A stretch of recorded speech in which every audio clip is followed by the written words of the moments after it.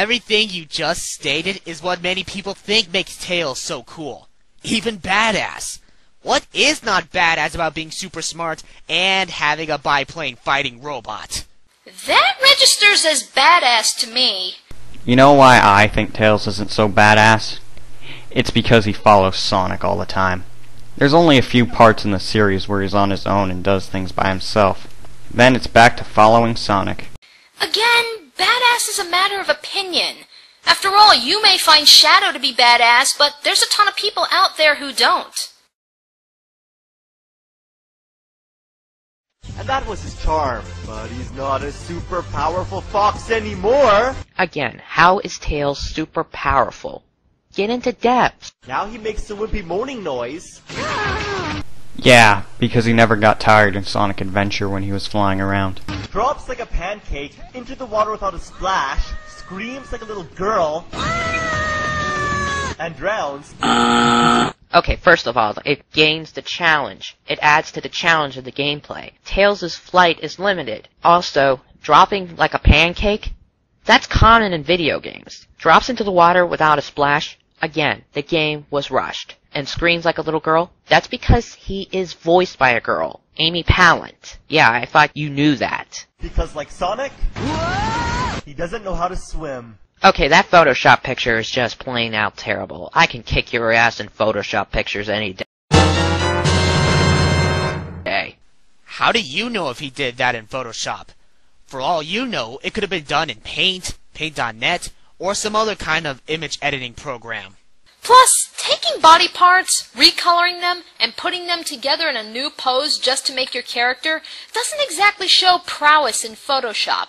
Sure, it may look really cool, but this picture is on the same level as his.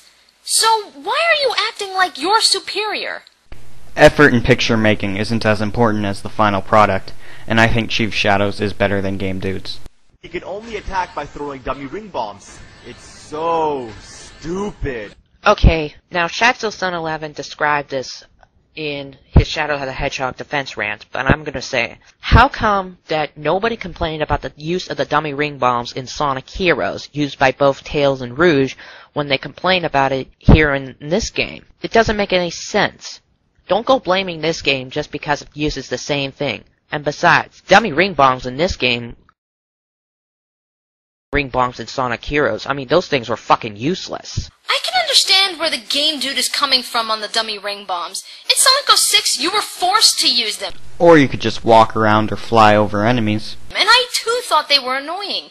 And yeah, the dummy ring bombs were used in Sonic Heroes, but the only time you used them was when you lost track of your teammates, which rarely was a problem unless you played really poorly. Honestly, I think that's why no one complained about them in Sonic Heroes. You rarely used them, if at all.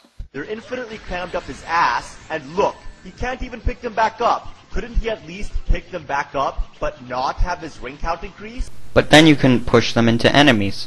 You would have to keep pulling rings out. They're dummy ring bombs. At least that would make a little more sense. Also, throwing them is awkward because you keep accidentally switching to first-person mode. Don't quote me on this, but I remember that dummy ring snipe always put you in first-person mode. If you don't like it, you can just fly over the enemy and then drop rings on him. That's to help your aiming. I thought you knew this. I'm pretty sure he's aware of the first-person view. He's just stating his opinion. He doesn't like it. Bottom line, Tails should kick ass by using himself. There should be no dummy ring bombs.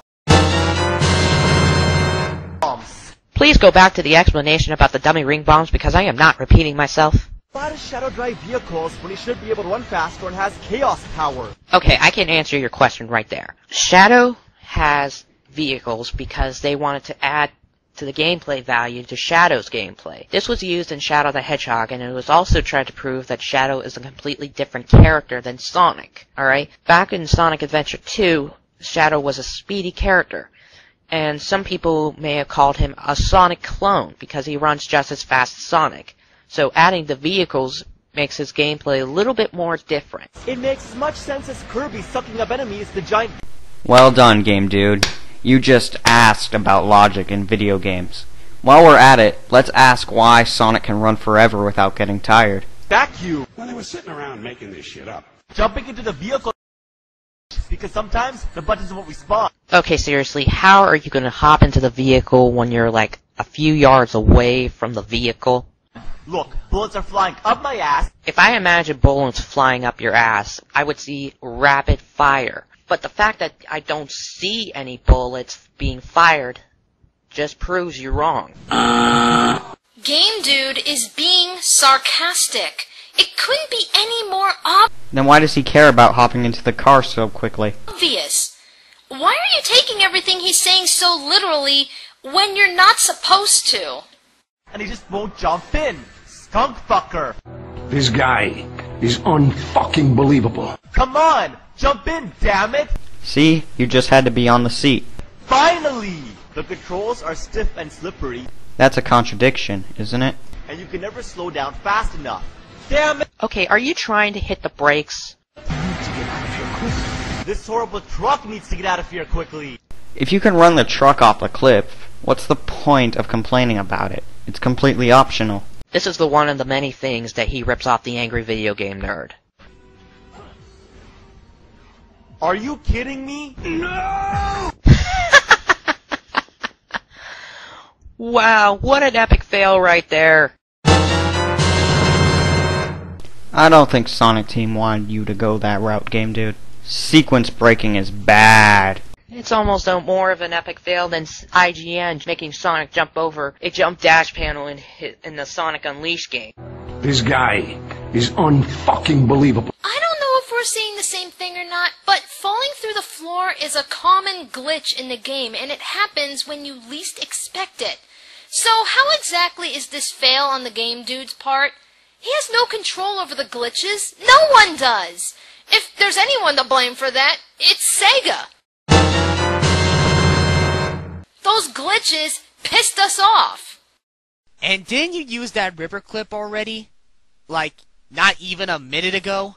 Silver looks like a mutated owl and sounds like Chuck E. Cheese with a clothespin on his nose. Look, just because he looks different than the other hedgehogs does not mean that he's bad. Our character, I mean, a hedgehog that comes from the future that has telekinesis, that's a pretty interesting idea. Time for you to disappear! You should disappear, but if you're not careful, he'll toss you around against the sides of an invisible box.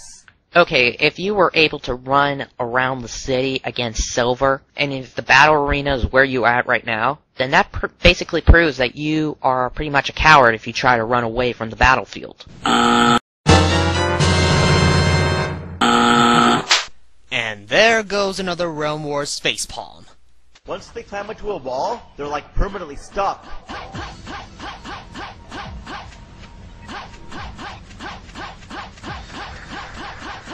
Try holding the button. Or only press it once. Even in Sonic Adventure and Sonic Adventure 1, pressing the jump button repeatedly against a wall will keep you stuck to it. Again with insulting him over game glitches. It's not his fault that he can't get off the wall, 'cause other people had the same problem. There are videos on YouTube that show the glitches in this game. Even Darkness the Curse noted some of these glitches when he remade his review of Sonic 06 before he closed his account, and that glitch with Rouge was one of them. You can actually still find his review under the Darkness archives. His review wasn't that structured anyway. Why talk about the story and the music and other things when you can just complain about glitches and how it's not like other Sonic games? In fact, let's let him explain this whole glitch issue, shall we? If we do, it might be wise to lower the volume on our sound systems right now. It seems that they set it up to where whenever pieces to a building or a wall come together, there's a hole. And they were too lazy to program to be solid. So you can actually climb up into the hole and walk over the door or wall and go into the room. And this also gives me time to point out the fatal flaw with both Rouge and Knuckles. They get stuck to the wall! I hate this glitch so much. This is actually a killer glitch on this particular level involving Rouge. Where if you fly on this particular wall that I'm on, you can't get off!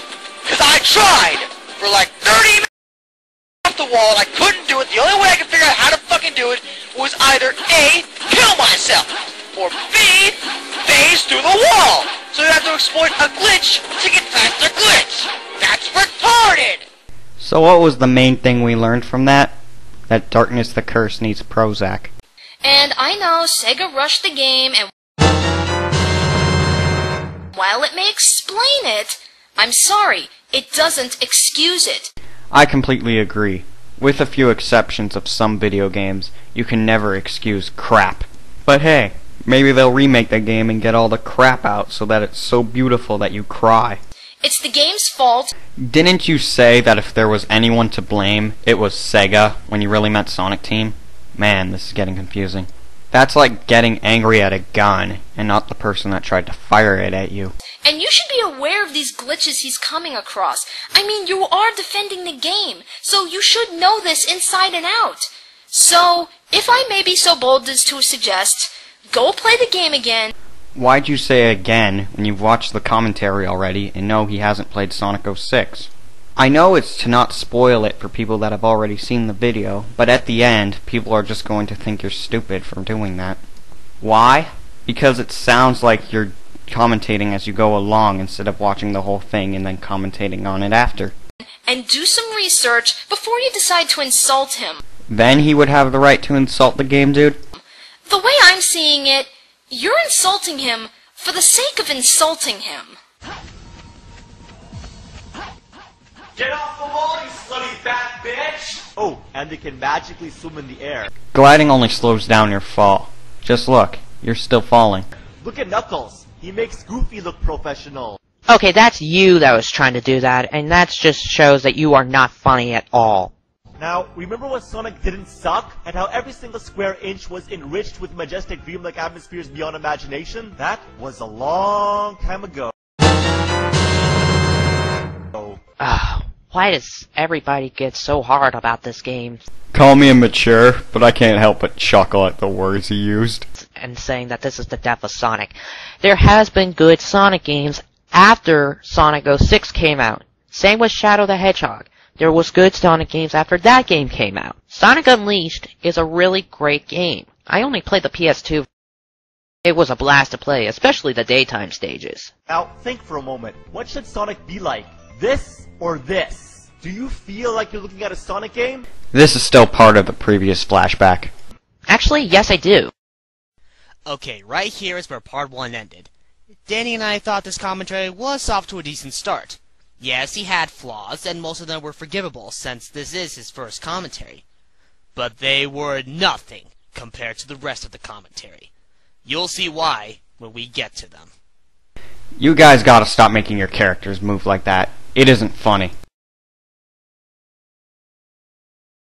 Really? I couldn't tell by the fact that you said there's more to come, and by the fact that the progress bar at the bottom of the video was almost fully to the right. And now we begin part 2 of Chief Shadow's commentary with part 3 of ours. Yeah, I couldn't tell from the last part and the title of this video. I know it's a small thing, but it makes people think that you think that they don't know how to read. No, you don't. Absolutely nothing about this catastrophic abomination resembles the classic. Due to the fact that this rant about the classics has been going on for a while, I'm going to count it again. Now, why is tallying the flashback so important? I'll let Chief Shadow explain. Just because a game does not resemble the classics does not mean that the game sucks. The answer I am given the most when I ask why Sonic 06 sucks to people is not because of the glitches in it, not the fact that it's a combination of Sonic Adventure 2, Super Mario Bros., and the Terminator storyline, but because it's nothing compared to the classics. Just watch Darkness the Curse's review of Sonic 06. Here's a clip. And for more fun, put your speakers on maximum boom. This game is such a disappointment. What happened to Sonic? What the fuck did Sega do? What did they do? They completely ruined everything. They just had to change everything and make it all realistic. I mean, Sonic used to be awesome. Sonic used to be one of the coolest characters of all time. Among video games, he was a god. But now he's a fucking joke. What did they do? They have ruined my favorite character of all time. You motherfuckers. How